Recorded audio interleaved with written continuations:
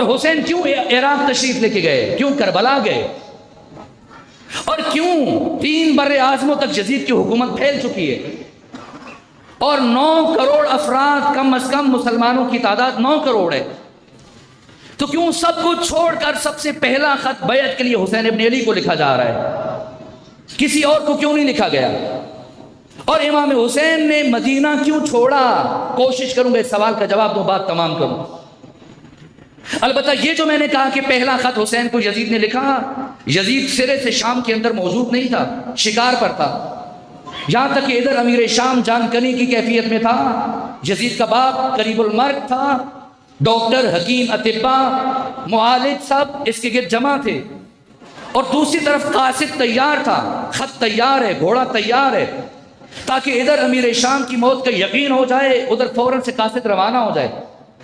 یہ خط خود یزید نے نہیں لکھا، بلکہ یزید سے پہلے یہ خط لکھا جا چکا تھا۔ تو کیوں امیر شام یہ چاہ رہا ہے کہ حسین ابن علی بیعت کریں؟ جیسے ہی امیر شام کی آخری سانس نکلی، ادھر سے یہ گھوڑا، یہ قاصد شام سے مدینے کی طرف روانہ ہوا، اور یزید 3 دن کے بعد واپس آیا شام میں، حتیٰ اپنے باپ کے نماز جنازہ میں بھی شریک نہیں تھا۔ امیر شام کا نماز جنازہ اس کی فوج کے سپہ سالار ضحاک بن قیس نے پڑھا ہے، اور 3 دن تک شام کے حالات کو اپنے کنٹرول میں رکھا، اور 3 دن کے بعد جب یزید پلٹ کے آئے شکار سے، تو اس نے شام کی حکومت اس کے سپورٹ کی۔ سوال باشعور دوستوں کے لیے، پہلا سوال جو ایک باشعور ذہن میں اٹھتا ہے کہ آخر بنو امیہ کی کیا مجبوری ہے کہ وہ حسین سے بیعت کا مطالبہ کریں؟ آخر کیا مجبوری ہے کہ وہ حسین سے بیعت مانگیں؟ کیوں سب سے پہلا خط امام حسین کو لکھا گیا؟ بنو امیہ کی مجبوری یہ ہے کہ وہ دین کے نام پر حکومت کرنا چاہتے ہیں، شریعت کے نام پر حکومت کرنا چاہتے ہیں، خلیفۃ المسلمین کے ٹائٹل کے ساتھ حکومت کرنا چاہتے ہیں، امیر المومنین کے عنوان سے حکومت کرنا چاہتے ہیں، اور ختمی مرتبت کی مسند پر بیٹھ کر بنام دین، اسلام اور شریعت حکومت کرنا چاہتے ہیں۔ اور یہ عنوان انہیں اس وقت تک نہیں مل سکتا جب تک زمانے کا محمد مصطفیٰ ان کی تائید نہ کرے۔ اس لیے بنو امیہ مجبور ہیں کہ حسین کو خط لکھ رہے ہیں۔ تو اب حسین کے پاس 2 راستے ہیں، امام حسین بیعت نہ کریں لیکن عراق بھی نہ جائیں، امام حسین بیعت نہ کریں کربلا بھی نہ جائیں۔ جیسے ابن عباس نے کہا ہندوستان چلے جائیے، یمن چلے جائیے، مصر چلے جائیے، پہاڑی علاقوں میں جا کر پناہ گزین ہو جائیں، اپنی جگہ بدلتے رہیں، آپ بھی محفوظ رہیں گے، آپ کے بچے بھی محفوظ رہیں گے، آپ کے عیال، مخدرات عصمت و طہارت کے بیویاں، سب بنو امیہ کے شر سے محفوظ رہیں گے، اور آپ بیعت بھی نہیں کریں گے۔ تو امام حسین نے کیوں قیام فرمایا؟ امام حسین یزید کی بیعت نہ کرتے لیکن کربلا بھی نہ جاتے۔ کیا امام حسین کربلا اس لیے گئے کہ آپ سے بیعت کا مطالبہ کیا گیا؟ میں ٹھوکر نیاز پہ کہ ان باشعور اور بامعرفت مومنین سے سوال کرتا ہوں کہ اگر یزید یا بنو امیہ امام حسین سے بیعت کا مطالبہ نہ کرتے تو کیا امام حسین کربلا جاتے یا نہ جاتے؟ اس پہ سوچئے گا۔ کیا امام حسین اس لیے کربلا گئے کہ اہل کوفہ نے آپ کو خط لکھے؟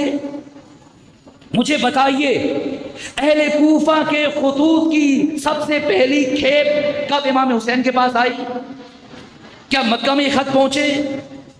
امام حسین تو 28 رجب مکہ چھوڑ دیا، اب 5 دن کے بعد 3 شعبان مدینہ چھوڑا، 5 شعبان کو مکہ پہنچ گئے، 3 شعبان کو 5 دن کے بعد، اور پھر پورا مہینہ اور کئی دن اوپر گزر گئے۔ اہل کوفہ اور اہل عراق کے خطوط کی پہلی کھیپ سعید بن عبداللہ حنفی اور قیس ابن مسار سیداوی 10 رمضان کو لے کر امام حسین کے پاس پہنچے۔ اہل کوفہ کو تو پتہ ہی نہیں تھا کہ یزید معاویہ مر چکا ہے۔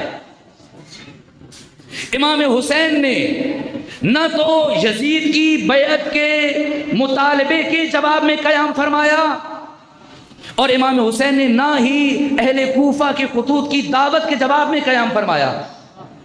پھر کیوں قیام فرمایا؟ اور اگر امام حسین بیعت نہ کرتے اور خاموشی اختیار کر کے اپنی جگہ بدلتے رہتے، مصر چلے جاتے، ہندوستان چلے جاتے، پہاڑی علاقوں میں پناہ گزین ہو جاتے، تو کیا ہوتا؟ کیوں اس ملک میں ملا اٹھ کر اربعین حسینی اور چیلم حسینی سے متعلق باتیں کرتا ہے؟ آخر مشکل کیا ہے، مسئلہ کیا ہے؟ اس لیے کہ ابھی تک کربلا کو اس طرح سے سمجھا نہیں گیا جس طرح سے سمجھنا چاہیے تھا، اور یہ ہماری ذمہ داری ہے۔ شیعہ کوئی فرقہ نہیں ہے، آپ اسلام کے ریپریزنٹیٹیو ہیں، آپ اسلام کے نمائندے ہیں، آپ اسلام کا ہراول دستہ ہیں۔ آپ پیغام کربلا، پیغام عاشورہ سمجھیں اور امت کے ایک ایک فرد تک پہنچائیں، یہ آپ کی ذمہ داری ہے۔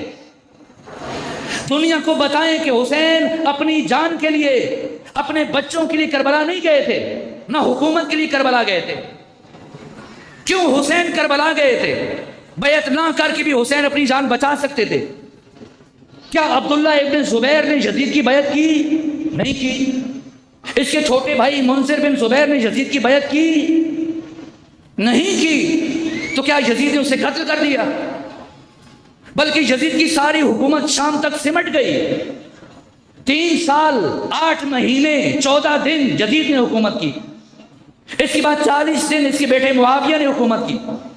پھر 9 مہینے مروان بن حکم نے حکومت کی، اور اس کے بعد پھر عبد الملک بن مروان نے حکومت کی۔ اور یہ سب کہاں رہے؟ ان کی ساری حکومت شام تک سکڑ گئی۔ پورا عراق، پورا حجاز، مکہ، مدینہ، مصر، ایران، سب پر عبداللہ بن زبیر نے حکومت کی ہے۔ 11.5 سال حکومت کی ہے۔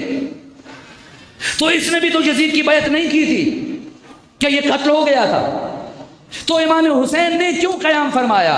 یہ بات بہت اہم ہے، اسے سمجھنا اور پھر امت کے فرد فرد تک پہنچانا۔ آخر حسین کیوں کربلا گئے؟ اور اگر امام حسین خاموش رہتے اور اپنی جگہ بدلتے رہتے لیکن کربلا نہ جاتے تو کیا ہوتا؟ اگر حسین ابن علی کربلا نہ جاتے تو آج صرف نماز جمعہ بدھ کے دن نہ پڑھی جا رہی ہوتی، بلکہ اس سے بھی بڑھ کر کیا ہو رہا ہوتا؟